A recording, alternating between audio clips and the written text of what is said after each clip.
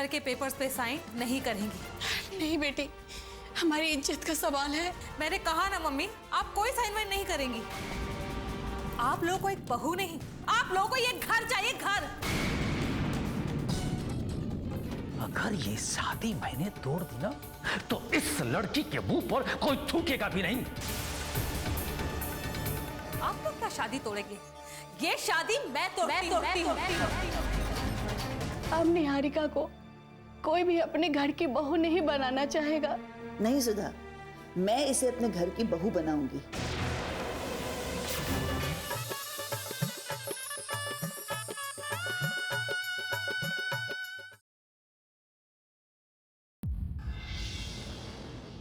राहुल से मेरी शादी हो तो गई, लेकिन हमारे बीच कभी भी पति पत्नी का रिश्ता नहीं बन सका।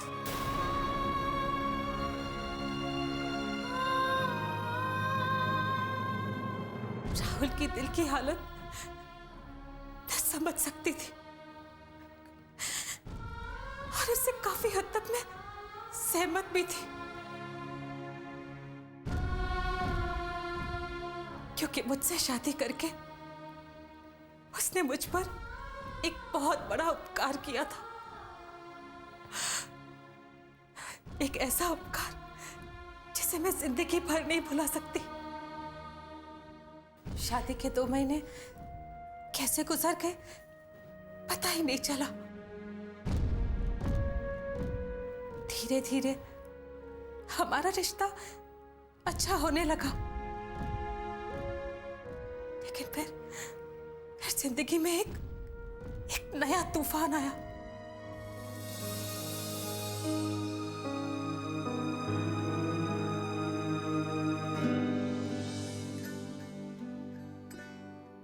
राहुल को कुछ दिनों के लिए काम से बाहर जाना पड़ा। मैं बेसब्री से उसके आने का इंतजार कर रही थी कि एक दिन खबर मिलेगी कि एक एक्सीडेंट में उसकी मौत हो गई।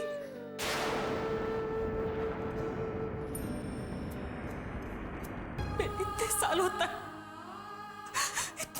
तक राहुल की लाश ढूंढती रही, मगर मुझे नहीं मिली। और इसीलिए मैं आज भी राहुल को जिंदा मानती हूँ।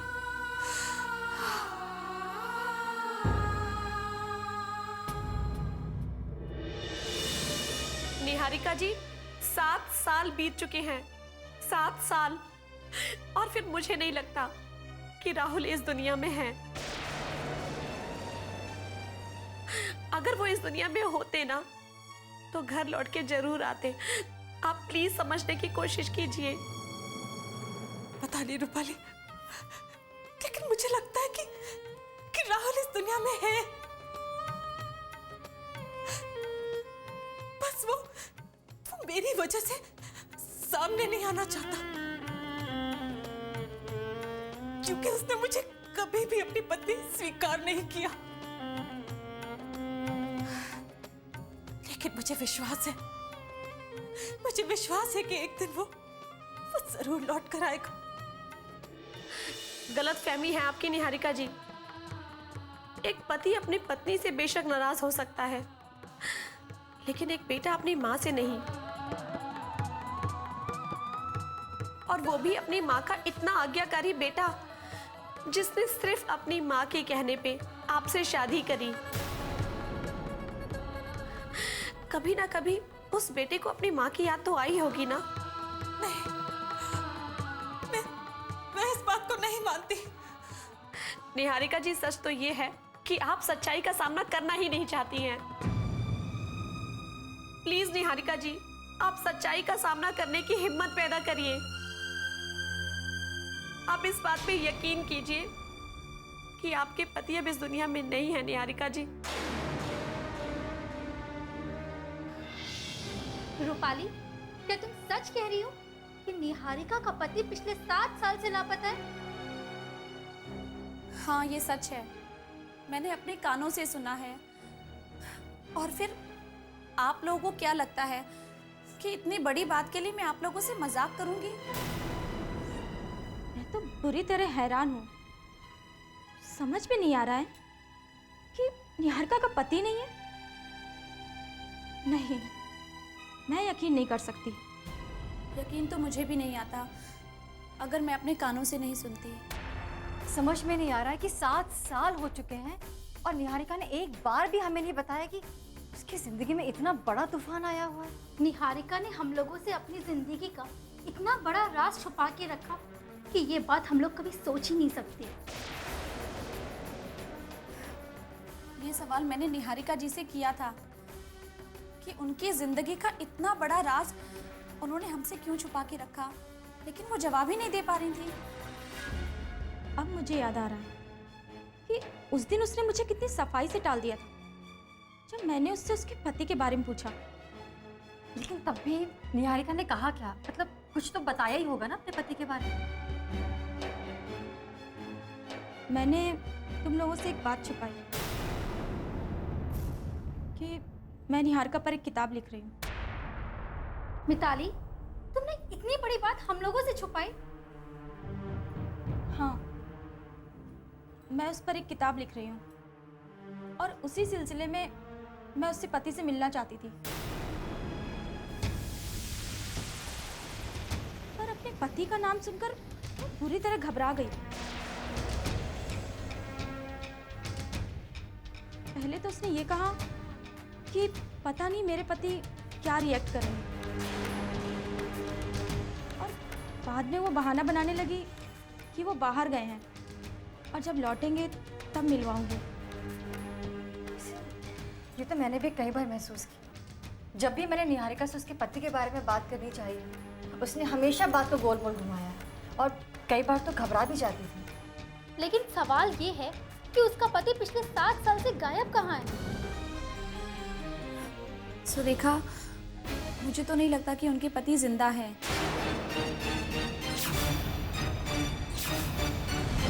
कैसी ये जिंदगानी।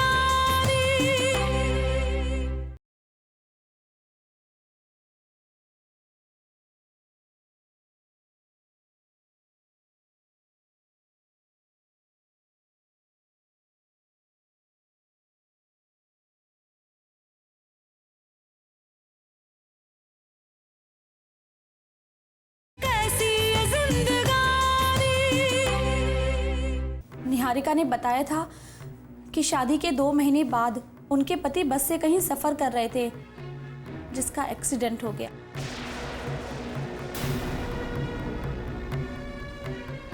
उसके बाद वो कभी घर वापस लौट के नहीं आए।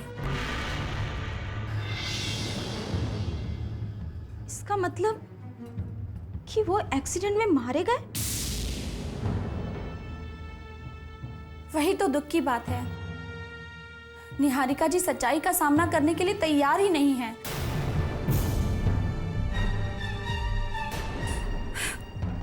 वो तो अभी तक यही समझती हैं कि उनका पति जिंदा है।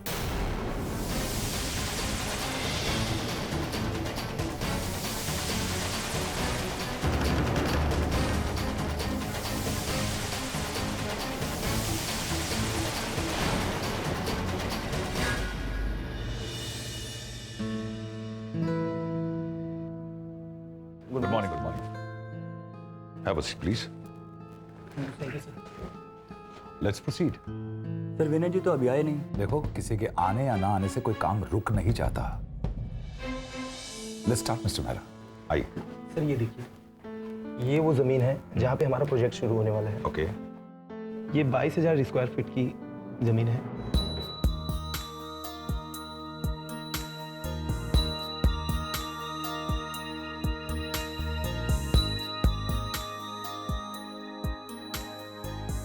I am very much impressed, Mr. Mehra. मुझे लगता है हमें जल्द से जल्द ये प्लान शुरू कर देना चाहिए। Yes, sir, sure, sir. But I am surprised, Mr. Mehra. आपने ये प्लान एक दिन में कैसे पूरा कर लिया? सर, इस प्रोजेक्ट को बनाने के लिए हमने पूरी रात गुजारी।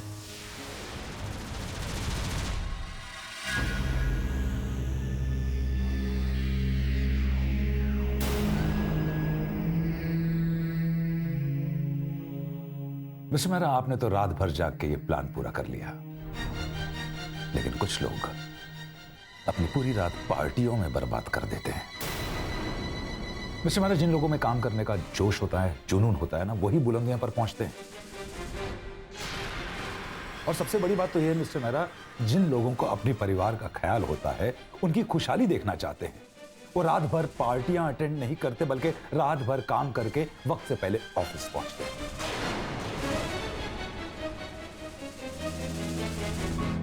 सॉरी पापा, वो मैं मिस्टर मेहरा, कुछ लोग जो अपने बलबूते पर कुछ बनना चाहते हैं, वो सॉरी लफ्ज का नहीं, बल्कि I will do it sir, order sir, definitely sir, ये शब्द बोलने की आदत डालते हैं। और मिस्टर मेहरा, जिन्हें सब कुछ बना बनाया मिल जाए ना, वो अपनी कमजोरी और सुस्ती को छुपाने के लिए इस लफ्ज का इस्तेमाल करते हैं। पापा, वो दरअसल मेरी आंख लग गई थी। अच्छी किस्मत है तुम्हारी, मुफ्त में बहुत कुछ मिल गया तुम्हें। देखो जरा इनकी तरफ देखो, ये भी अपने परिवार का पेट भरते हैं, काम करते हैं, समय पर ऑफिस आते हैं, और तुम सिर्फ वक्त गुजारने के लिए ऑफिस आते हो। सॉरी पापा, आइंदा ऐसा नहीं होगा।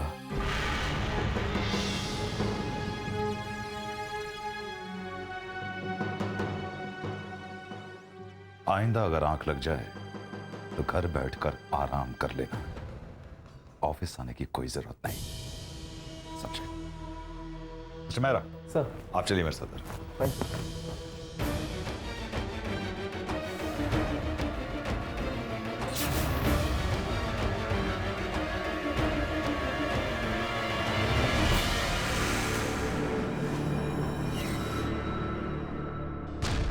मलिक का बच्चा अपने आप को समझता क्या है?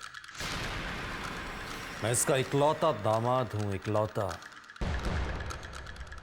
अपने एम्प्लॉयज के सामने मेरी इतनी बड़ी बेइज्जती।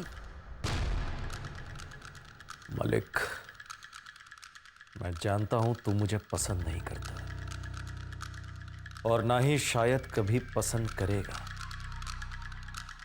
अगर मैं तेरी पसंद नहीं बना मलिक, तो फिर ये दौलत, ये शोहरत, ये बिजनेस, ये ऐशो आराम सब मेरे हाथों से जाता है। नहीं, कब तक कुएं का मेंढक बना रहूंगा मैं? अब तो तालाब का मगरमच्छ बनना ही पड़ेगा, वरना मैं अपने मकसद में कभी कामयाबी हासिल नहीं कर पाऊंगा। ऐसी कोई सीढ़ी बनानी पड़ेगी मुझे जिस पर चढ़कर मैं अपनी मंजिल तक पहुंच जाऊं।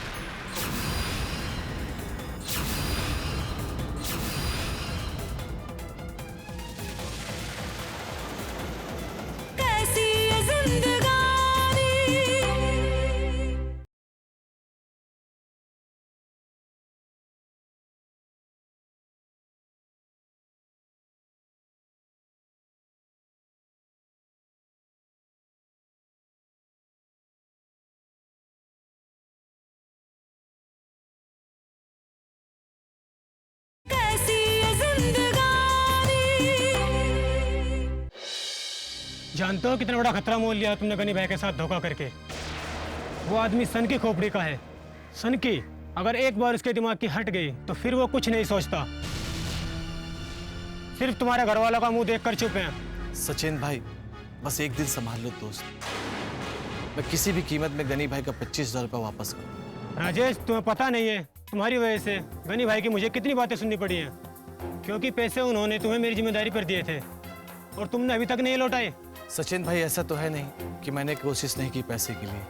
अब पैसा नहीं हो पाया तो मैं क्या करूं? मैं तुमसे सिर्फ एक ही बात कहना चाहता हूं, जितनी जल्दी हो सके तुम गनी भाई के पैसे वापस कर दो।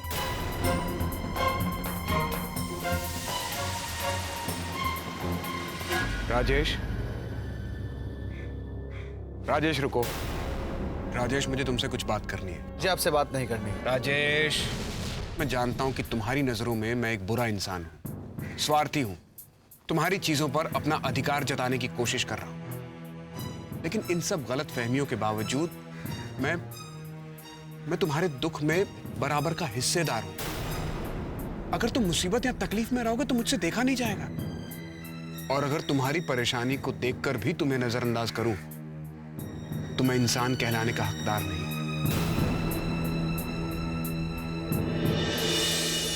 सच कह रहे हैं जी?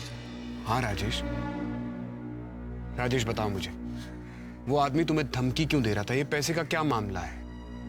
जिंदगी से तंग आ गया हूँ जीजा, क्या बताऊं मैं आपको। राजेश, अगर तुम मुझे बताओगे नहीं तो इस परेशानी का हल कैसे निकलेगा? मधु की जरूरतें पूरी करने के लिए मैंने कुछ पैसे मांगे थे गनी भाई से, जो मैं समय पे दे नहीं पाया। कहीं से 1 रुपया आमदनी भी नहीं है। मैंने पिताजी से भी पैसे मांगे थे, उन्होंने देने से इनकार कर दिया। इसीलिए वो आदमी तुम्हें धमकी दे रहा था? क्या बताऊं मैं कर्जा लेके फंस सा गया हूं जी। नहीं तो मैं गनी भाई ने उनका पूरा परिवार देख लेता मैं, मगर घर की इज्जत को देख के मैं चुप हूं, क्योंकि मेरे पास आज पैसे नहीं। तुम परेशान मत, उसके पैसे उसके मुंह पर मार। तुम चलो मेरे साथ।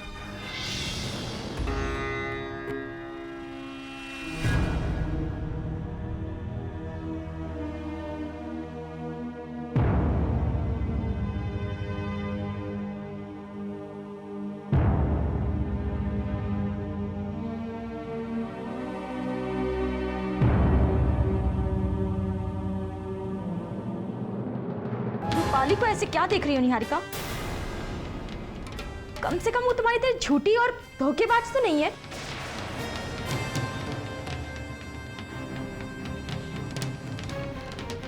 जिसकी जुबान पर कुछ और दिल में कुछ और हो। और क्या जरूरत थी हम सबसे ये बात छुपाने की? तुम्हें पता है ना कि हम सब तुम पर कितना विश्वास करते हैं।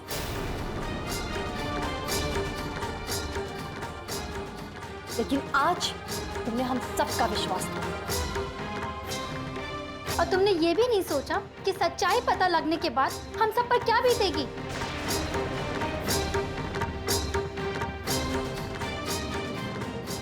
अरे अगर तुम्हारे पति 7 सालों से घर वापस नहीं लौट कर आए हैं तो इसमें तुम इतना एम्बैरस क्यों फील कर रही हो? इसमें तुम्हारे लिए तो कोई अपमान की बात नहीं है ना? फिर तुमने ये सारी बात हमसे क्यों छुपाई?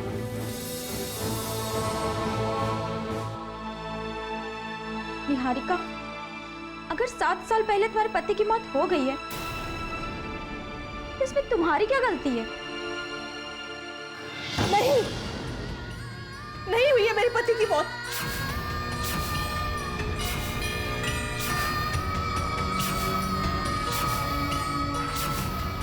मेरा पति जिंदा है। सुना आप लोगों ने? मेरा पति जिंदा है। कैसी ये जिंदगानी।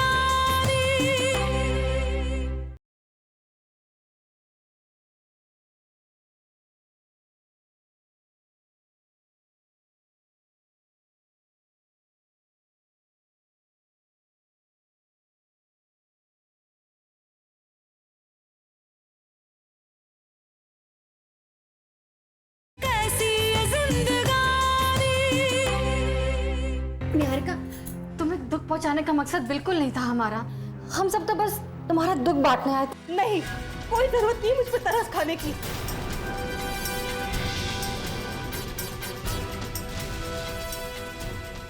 ना मुझे किसी की हमदर्दी चाहिए और ना ही किसी का सहारा। एक बात बताओ निहारिका, तुम्हारा पति पिछले 7 साल से लापता है, तुम उसको क्या समझती हो? निहारिका देखो, मेरे पति भी बाहर जाते हैं और भगवान न करे उन्हें कुछ भी हो, लेकिन अगर कुछ ऊंच नीच हो जाए तो क्या मैं तुम सबको नहीं बताऊंगी? इस तरह से छुपा कर बैठूंगी क्या?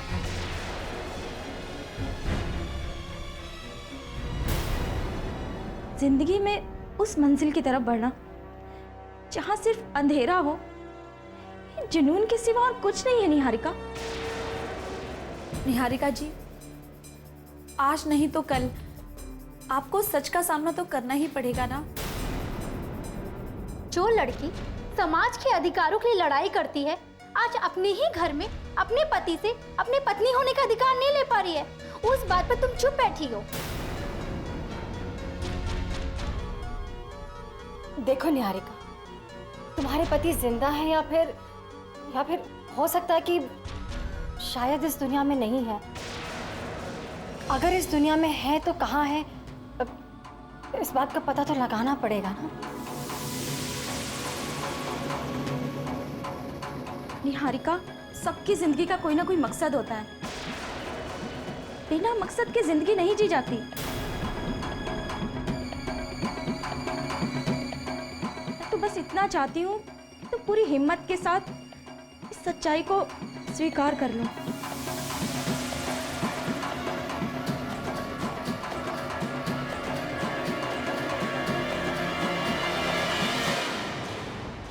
अपने गले का मंगलसूत्र उतार के फेंक दूं ताकि आता जाता कोई भी इंसान मुझे देखे और मुझ पे तरस खाए कि वो देखो एक विधवा जा रही है। जहां पर रिश्ते अपने होते हैं वहां पर सवाल जवाब नहीं किए जाते। अपने बाप को छोड़कर जा सकती है तू, लेकिन उस मां को कैसे छोड़कर जा सकती जो आज भी तेरे बाप के अंदर जिंदा है बेटा। अगर आप सच में जगत मां है तो मेरी उम्मीद और मेरे भरोसे को टूटने मत दीजिए।